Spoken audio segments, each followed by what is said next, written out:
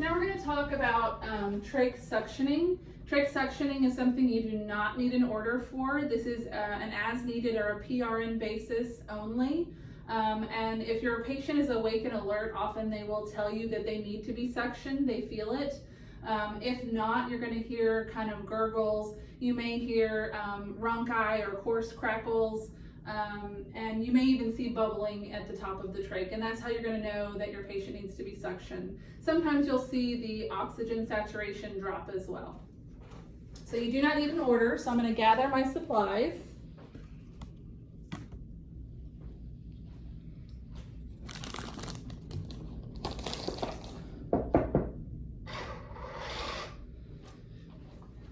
Good morning.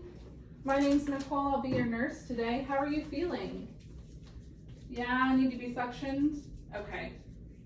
Are you having any pain? No, just need to be suctioned? Okay. Tell me your name and date of birth. And verify any allergies for me.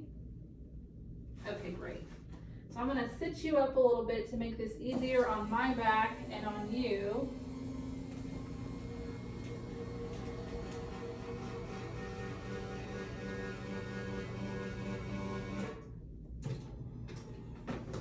You do want the patient to be sitting up for this if they can tolerate it.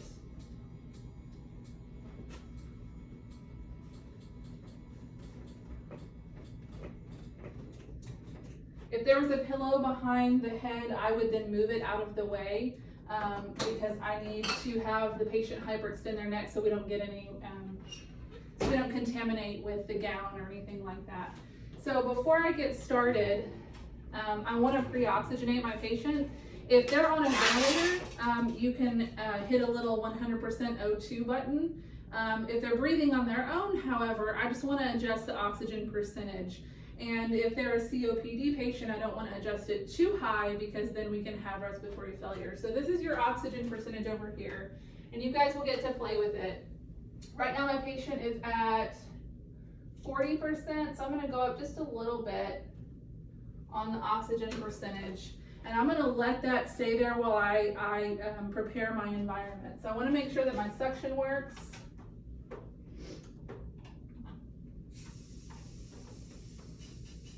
And it does. I'm going to leave that on and right there.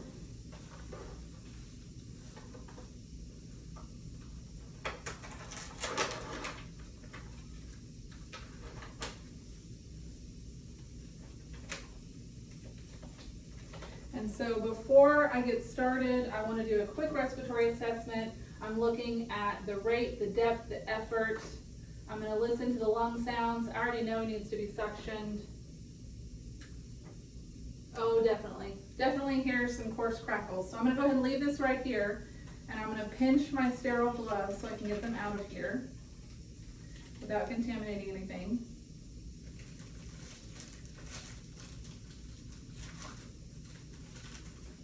I'm going to loosen the lid to my saline, so I'm going to need that.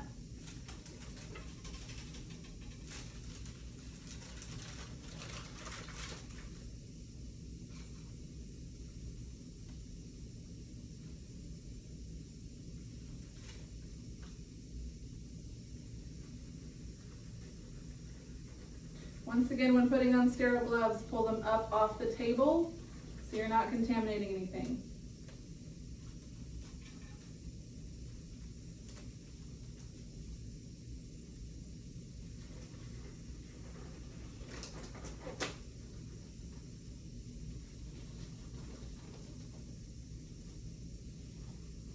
Okay, and I'm going to grab this suction catheter.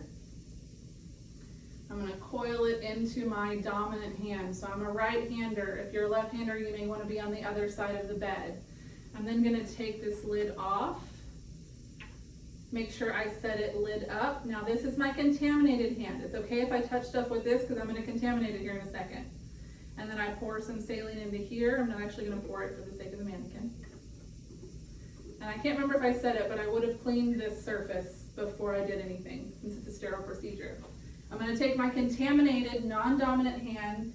It's okay, this is dirty. So I'm going to touch the suction here, and I'm going to connect right here. Notice this is sterile, this is not sterile. I'm going to make sure that I don't touch anything with my sterile hand, okay? I'm going to unravel it very carefully. Now this hand, my dirty hand, I'm going to plug this hole, and that's how you know it's being suctioned, okay? So I'm going to make sure it is sucking, and I'm going to lubricate it with just a little bit of saline on the end, okay? Now I'm in a pickle because I have to move stuff out of the way. So what do? Hold this up, dirty hand, move it to the side. I'm going to insert the suction catheter without touching anything, either until I meet resistance or until the patient coughs. Usually the patient will cough.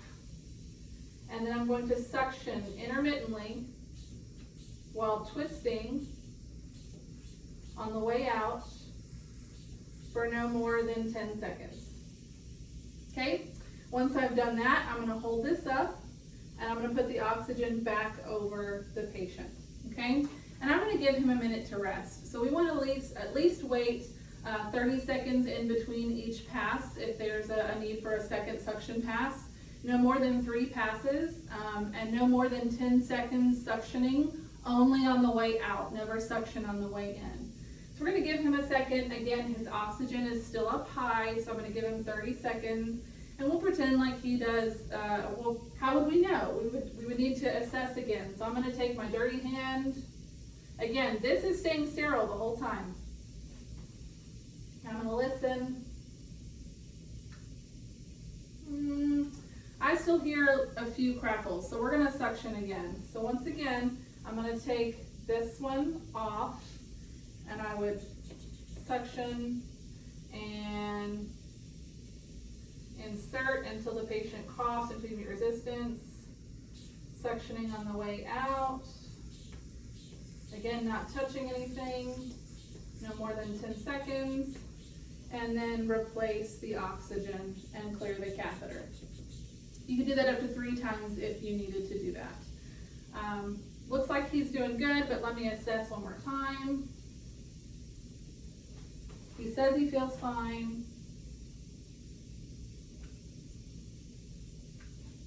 Breath sounds are clear. So I'm good on that. I don't need to suction anymore. So what I'm going to do, nothing needs to be sterile anymore, is I'm going to take my suction catheter and coil it up into my glove. Take that off, and I can go ahead and turn this off.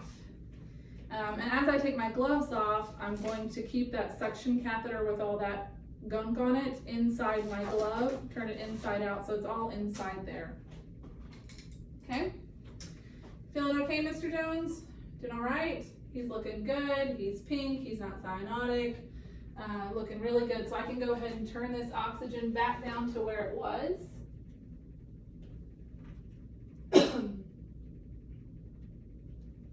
Okay?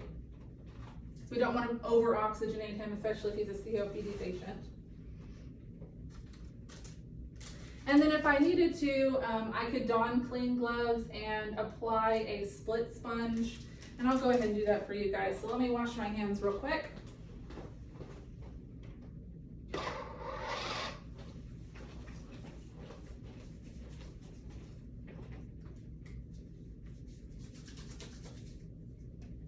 So this is called a drain sponge. It becomes soil very, very easily. So I'm going to want to put on some clean gloves, because I might come into contact with some bodily fluids coming out of that trach. And anytime you mess with a patient's trach, it's going to make them cough. So just be prepared for that. It's very normal for a patient with a trach to cough, especially if you're messing with it. And so to place, you'll notice he doesn't have a drain sponge, and this does not have to be sterile. This is what it looks like. And what we're going to do is we're going to slip it underneath like this, and it actually goes underneath the trach ties. So all the way underneath, and then you're going to pull it through.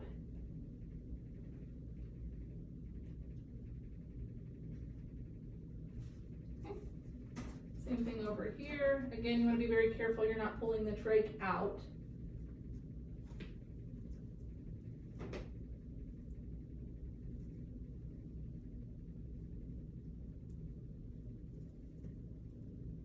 Very delicate process. Now our drain sponge is in place. It will catch any drainage coming from that trach. Doing okay, Mr. Jones? All right. So I'm all finished. I'm gonna go ahead and lay you down flat. Is that okay? Okay. Up.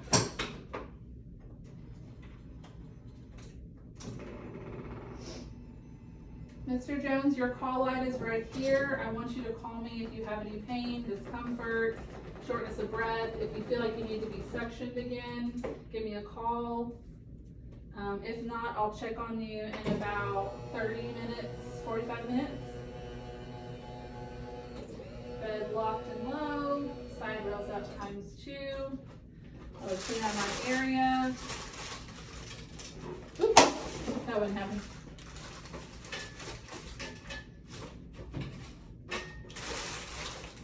Throw this away, wash my hands, and I'm done.